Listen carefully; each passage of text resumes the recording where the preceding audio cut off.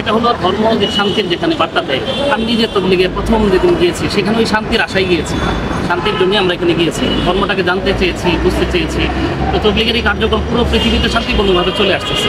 আমি কিছুদিন আগে ইথিওপিয়া তবলিগের সফরে গিয়েছিলাম।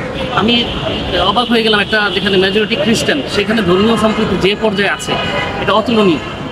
আমরা এটা আসলে মানে এত এত লোক মুসলমান, এই সেইখানে দ্বন্দ্বটা হানাহানিটা একেবারেই কাম্য।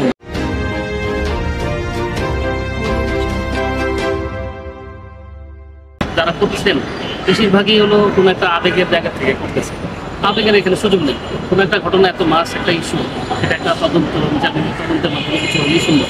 এছাড়া এর বাইরে শুধু শোনা না শোনা, আমাকে যাকে পছন্দ হয় না তাকে অভিযোগের আওতায় নিয়ে এসে তাকে অভিযুক্ত করে দেওয়াটা আসলে মনে হয় আমি শিক্ষক হিসেবে অন্তত মনে করি এটা আমাদের কারণ উচিত, জাতিরও কারণ উচিত না, যাচাই বাছাই করা করে দিচ্ছে।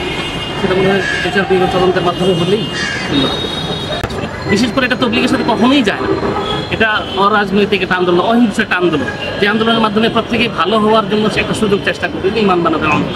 এই জায়গায় একটা উদ্বেগের জায়গা থেকে আমাদের এখানে একত্রিত হওয়ার বসা, যে আমরা এটা সমাধান কী করতে পারি। কোনো ঝগড়া হওয়ার সুযোগ নেই, কারণ মতামতের পার্থক্য থাকবেই। পৃথিবীতে কোনো মতেই আমরা নামাজ পড়ি, নামাজের মধ্যে কত মত, কত মাযহাব আছে, কত বিষয়, ঝগড়া কেন হবে?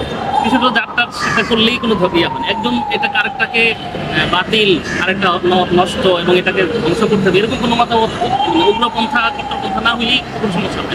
প্রত্যেকে তার মতো পালন করে গেলেই হয়। যদি ভালো হয় একসাথে বসতে পারলে, কথা বলতে পারলে ভালো, না পারলে অন্তত শান্তিপূর্ণভাবে যার যার কার্যক্রম করে গেলে। কেন হলো সেটার ব্যাপারে আমি যেটা বুঝতে পারছি, যেটা দেখতে পাচ্ছি, ব্যক্তিগত বলবো অবশ্যই এখানে তদন্তেরই বিষয়, এখানে দেখারই বিষয়। যেটা হলো এখানে উভয় পক্ষের যে টঙ্গীর মাঠ ব্যবহার করার ক্ষেত্রে একটা বৈষম্য দেখা যাচ্ছে।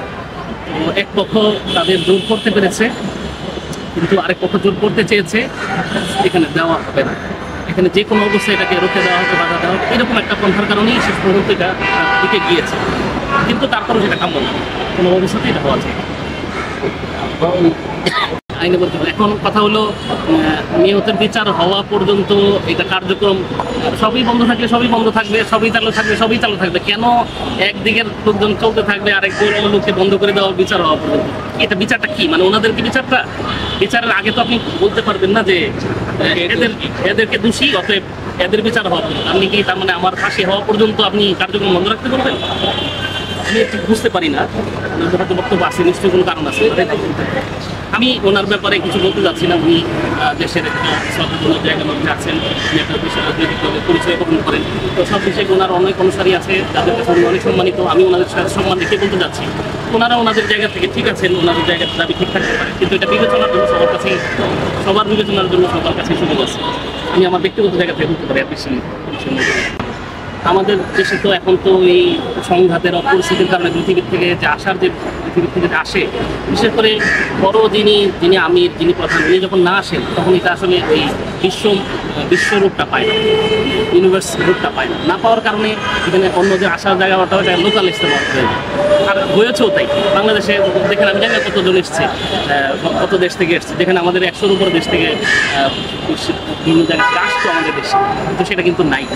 এটা অনেক দুঃখজনক, এটা আমাদের জন্যই মর্যাদা হানিকর। আমি জানি যে কতটুকু দুঃখের, কতটুকু খারাপ লাগার বিষয়। যখন আপনি বাইরে যাবেন, অন্য দেশের সাথে কথা বলবেন লোকদের সাথে, তখন যারা আপনাকে মূল্যায়ন করবে এইভাবে, তখন একটা কষ্টের। কিন্তু আমি ইথিওপিয়া ইস্তেমায় ছিলাম, সেখানে যদি মৌলানা সাহেব উনি গিয়েছেন, না ওনাকে ওনার জায়গার সম্মান দিয়েছেন, 100টার মতো দেশ ওখানে উপস্থিত ছিল। এটা একটা মানে এটা আসলে একটা আশ্চর্যের বিষয়।